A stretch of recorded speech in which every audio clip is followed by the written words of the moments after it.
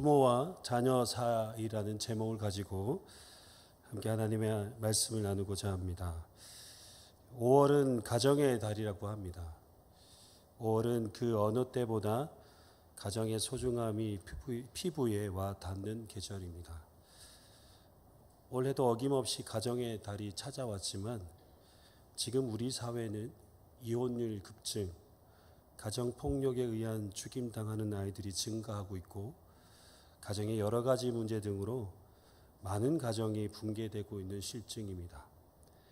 이제는 5월이 가정의 달이라는 의미를 퇴색시키고 있을 뿐 아니라 가정의 의미를 다시 한번 생각하게 되는 계절이 바로 5월이 아닐까 생각합니다. 집안이 화목하면 모든 일이 잘 이루어진다라는 의미를 가진 가화만사성이라는 말이 있습니다.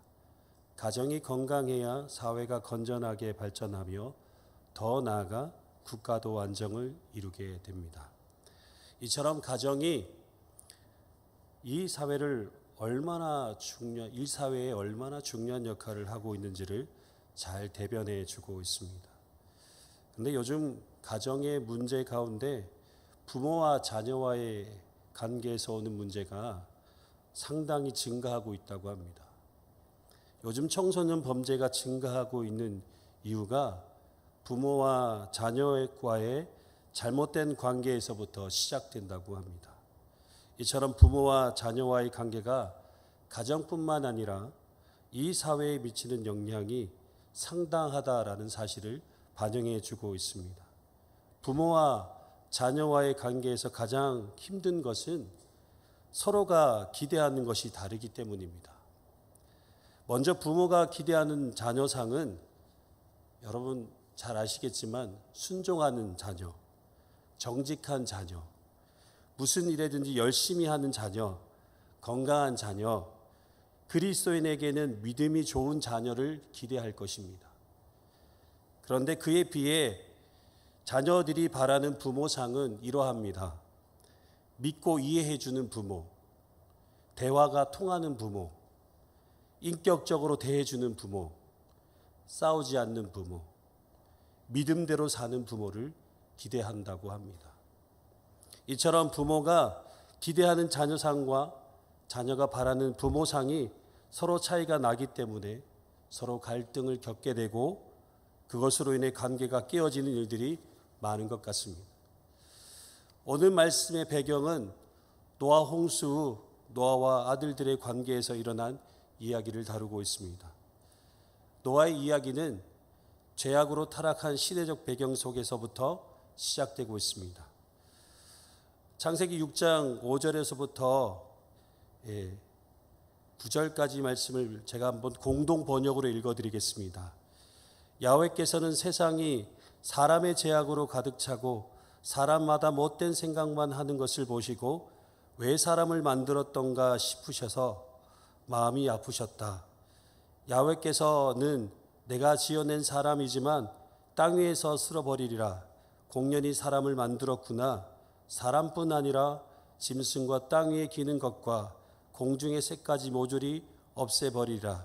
공연히 만들었구나 라고 탄식하셨습니다. 그러나 노아는 하나님의 은혜를 입었습니다.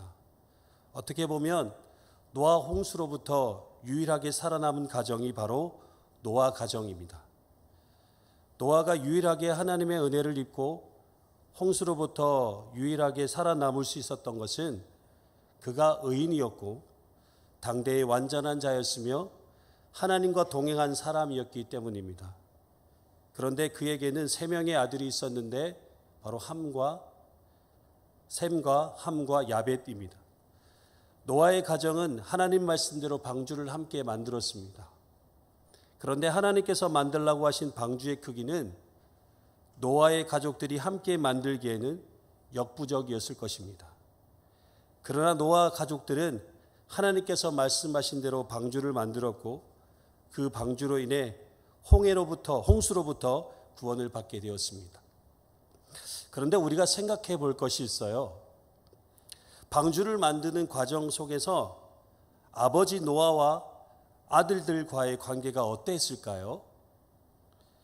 대부분 가족들이 모여서 무엇인가 하나의 공동된 일을 하게 되면 서로의 생각이 충돌되기도 하고 사소한 다툼이나 서로의 감정이 상하는 경우들이 종종 있기도 합니다.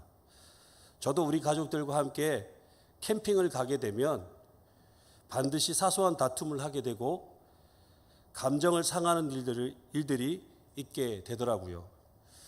그런데 거대한 방주를 만드는 그 긴 시간 동안에 아버지와 아들들과의 관계에서 전혀 문제가 없었을까라는 생각을 하게 됩니다.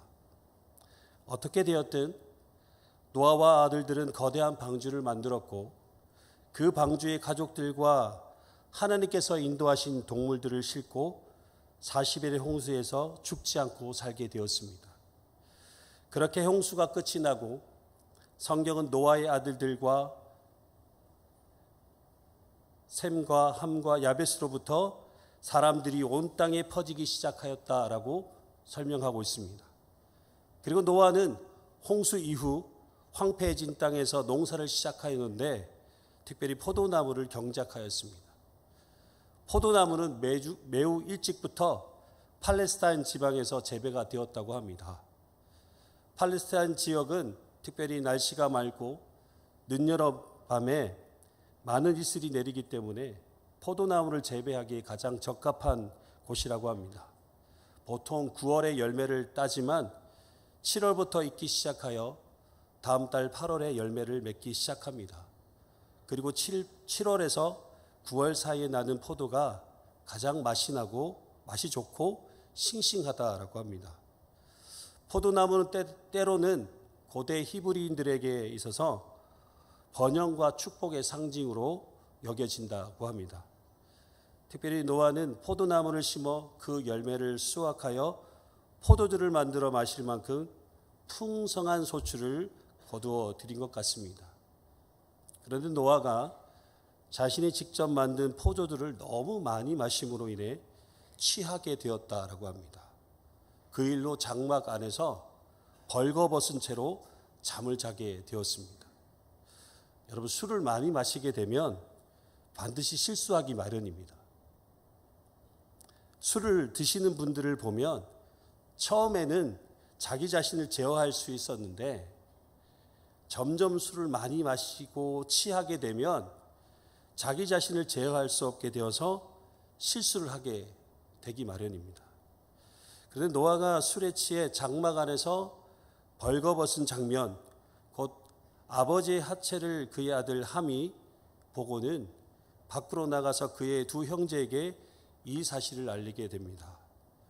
그러자 이 이야기를 들은 셈과 야벳은 자신의 옷을 가져다가 자기들의 어깨에 메고 뒷걸음으로 들어가서 그들의 아버지의 벗은 몸을 덮어드렸습니다. 그리고 얼굴을 돌린 채 아버지의 벗은 몸을 보지 않았다라고 합니다. 사실 부모로서 술에 취해서 장막 안에서 벌거벗고 있는 모습을 자녀들에게 보여준다는 것은 자녀들에게 부끄러운 일입니다. 그리고 하나님 앞에서 불경스러운 행동이 아닐 수 없습니다. 그리고 포도주를 마시는 것은 좋은데 조금 절제하였다면 이 정도 부끄러운 모습을 보이지 않았을 것인데 노아는 자녀들 앞에서 너무나 부끄러운 실수를 하게 됩니다. 사실 자녀들에게 아버지는 창세기 6장에서 노아를 소개하고 있는 것처럼 의인이며 완전한 자이며 하나님과 동행하는 사람으로 그렇게 생각하고 있었는데 이 일로 인해 노아는 자녀들에게 아버지로서 한심한 아버지가 되어버리고 말았습니다. 그런데 여러분, 우리가 반드시 기억해야 하는 것이 있습니다. 우리 부모님도 완벽한 인격체가 아니라라는 것입니다. 이 사실을 인정해야 합니다. 부모님도 실수할 수 있고 부끄러운 모습, 한심한 모습을 보여줄 수 있습니다. 그런데 이런 것을 인정하지 않으면 부모의 이런 모습을 자녀들이 부끄러워하고 부모를 업신여기게 되는 것입니다. 오늘 말씀에 함의 행동을 보시면 부모를 공경하는 아들이라면 마땅히 아버지의 벗은 몸을 덮어 드리는 것이 당연한 일입니다. 그런데 함은 그러지 않았습니다. 근본적으로 함은 아버지를 공경하는 마음이 없었음을 보여주고 있습니다. 함은 아버지의 벗은 몸을 보았는데 단순히 힐끗 지나쳐 본 것이 아닙니다. 유심히 보았고 아버지의 부끄러운 모습을 보고 즐거워했다라는 것입니다. 그리고 함은 아버지를 부끄럽게 하려고 그런 의도로 두 형제에게 이 사실을 알린 것입니다. 아버지의 허물을 가리기보다는 오히려 아버지의 부끄러운 모습을 들추어내서 아버지의 마음에 상처를 주고자 하는 함의 모습, 여러분 어떻게 생각하십니까? 어떤 이유인지 모르겠지만 함은 그 마음에 아버지에 대한 공경심이나 아버지를 존경하는 마음보다 미움과 증오심이 가득해 보이는 것 같습니다. 무엇이 이 두 부자지간을 이렇게 만든 것일까요? 아버지의 허물을 덮어주지 못할 만큼 아버지를 미워하고 증오하게 된 이유가 무엇일까요? 아마도 함은 아버지로부터 마음에 상처가 있는 것 같습니다. 자녀들이 많으면 다 사랑하지만 그 중에 한 명은 차별하게 될 때가 있지 않습니까? 아무래도 함은 다른 두 형제들 사이에서 차별 대우를 받았거나 아니면 아버지가 자신만 미워한다고 생각한 것 같습니다. 그러다 보니 매사에 아버지에 대한 불만이 있었고 아버지의 행동들이 마음에 들지 않았던 것입니다. 그러던 가운데 술에 취해 벗은 몸을 본 함은 아버지의 부끄러운 모습을 들춰내려고 한 것입니다. 그러나 아버지가 장막에서 벗은 몸으로 누워있다는 이야기를 들은 두 형제는 함과 달랐습니다. 그들은 우선 아버지의 몸을 가릴 수 있는 충분한 옷을 준비하였습니다. 그리고 아버지가 있는 장막에 들어갈 때에는 뒷걸음으로 들어가서 아버지의 몸을 보지 않고 옷을 덮어 주었습니다. 그리고 덮은 후에는 자신들의 얼굴을 돌려 아버지의 벗은 몸을 보지 않았다라고 합니다. 왜 두 형제는 아버지의 벗은 몸을 보지 않고 이런 행동을 한 것일까요? 아버지의 모습이 보기 싫을 만큼 부끄러워서 그런 것일까요? 그것이 아니라 셈과 야벳은 아버지에 대한 사랑과 존경심이 아버지의 허물을 넉넉히 덮고도 남음이 있었기 때문입니다. 자식으로서 부모님의 부끄러움을 덮어줄 수 있어야 합니다.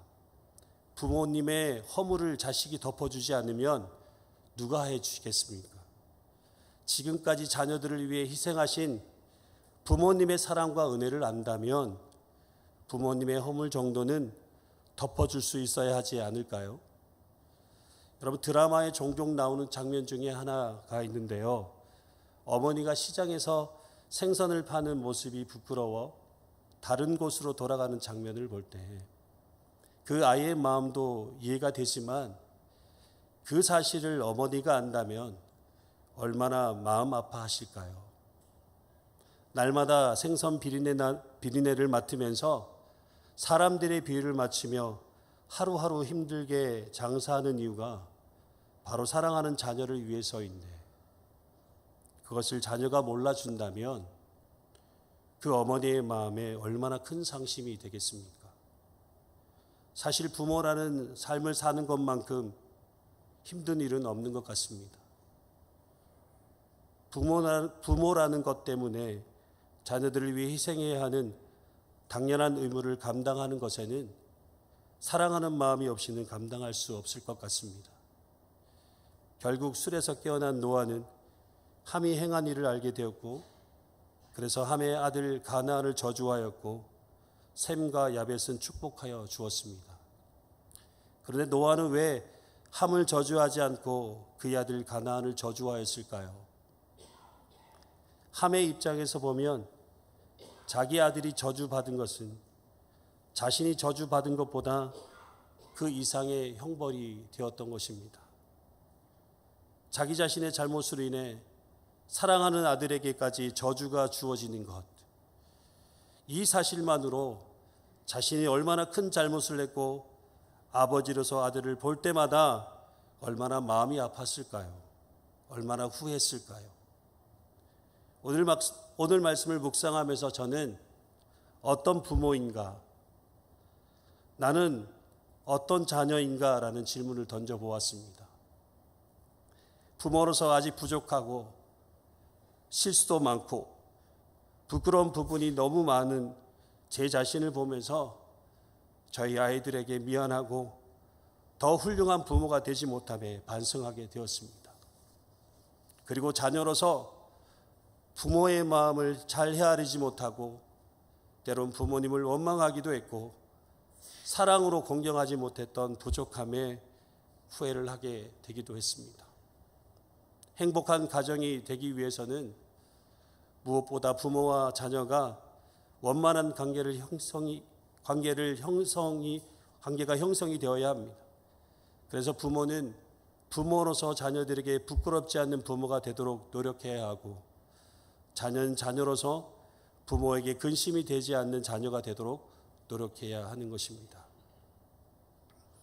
여러분 혹시 보신 적 있으신지 모르겠는데요, 양희은의 노래 중에서 엄마가 딸에게라는 제목이 있습니다.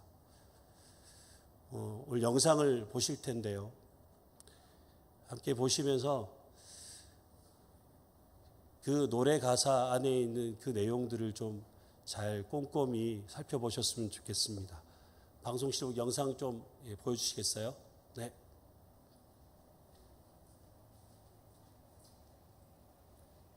난 잠시 눈을 붙인 줄만 알았는데 벌써 늙어 있었고, 넌 항상 어린 아이일 줄만 알았는데 벌써 어른이 다 되었고, 난 삶에 대해 아직도 잘 모르기에 너에게 해줄 말이 없지만 네가 좀 더 행복해지기를 원하는 마음에 내 가슴 속을 뒤져 할 말을 찾지. 공부해라, 아니야 그건 너무 교과서야. 성실해라, 나도 그러지 못했잖아. 사랑해라, 아니야 그건 너무 어려워. 너의 삶을 살아라.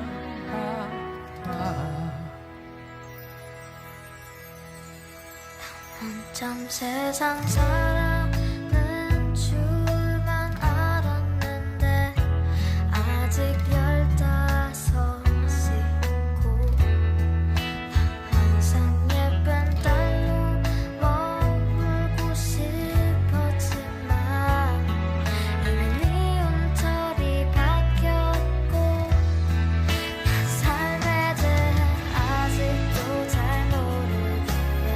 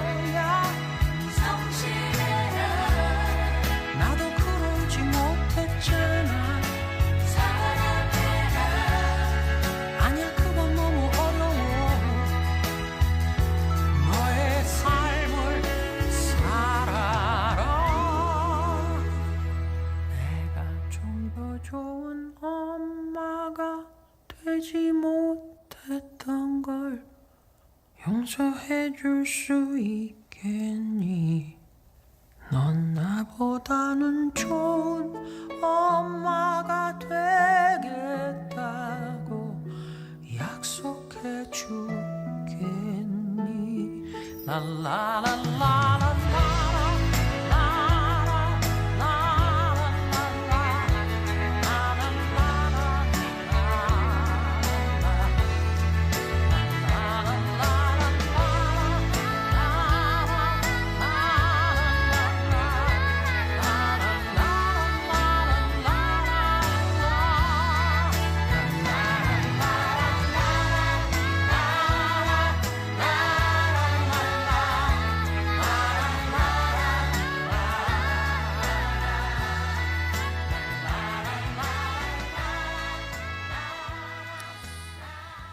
엄마랑 딸의 관계는 같이 나이가 먹어감에 따라 둘도 없는 친구 사이가 된다고 말하죠. 그렇게 둘도 없는 친구 사이가 될 수 있는 것은 누구보다 서로를 잘 이해하기 때문이 아닐까 생각합니다.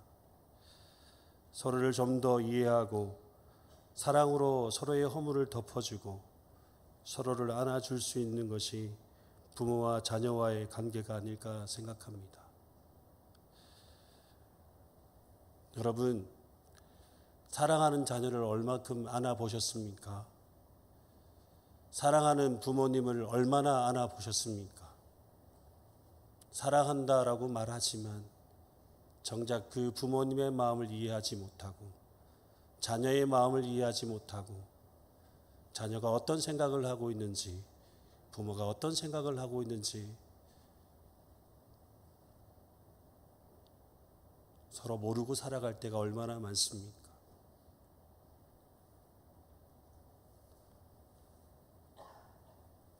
만약 노아가 함과 더 많은 대화와 더 많은 이야기를 나누었다면 벌거벗은 채로 있을 때 그 함이 아버지의 그 허물을 덮어주지 않았을까 생각하게 됩니다. 사랑하는 성도 여러분, 부모와 자녀 사이에는 사랑이라는 것이 존재합니다. 그 사랑은 말로 하는 것이 아니라 서로의 마음을 이해하고 서로를 포용하고 안아주고 함께하는 그 시간 속에 사랑이라는 것이 더욱 확고하게 세워질 줄 믿습니다. 여러분이 부모됨에 자녀됨에 하나님 앞에서 부끄럽지 않는 삶을 통하여 행복한 가정을 세워나가는 저와 여러분이 되었으면 합니다. 에베소서 6장 1절에서 4절 말씀을 공동 번역으로 함께 읽었으면 좋겠는데요. 한 절씩 교독하면서 읽었으면 좋겠습니다. 그리고 4절 말씀은 함께 읽겠습니다. 자녀된 사람들은 부모에게 순종하십시오. 이것이 주님을 믿는 사람으로서 마땅히 해야 할 일입니다.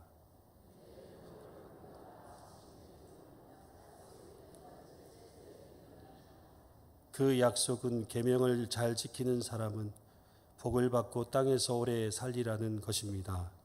어버이들은 자녀의 마음에 상처를 입히지 말고 주님의 정신으로 교육하고 훈계하며 잘 기르십시오. 아멘. 주님 안에서 좋은 부모, 좋은 자녀들이 되셔서 주님께서 기뻐하시는 또 주님의 마음에 흡족한 아름다운 행복한 가정을 세워나가시는 저와 여러분이 되시길 간절히 소망합니다. 기도드리겠습니다. 사랑과 은혜가 풍성하신 하나님 아버지, 부모로서 자녀로서 올바른 사랑을 할 수 있도록 우리를 가르쳐 주시옵소서. 서로가 서로를 사랑하되 내 마음대로 사랑하지 않고 서로의 마음이 되어 사랑하는 가정이 되게 하여 주시옵소서.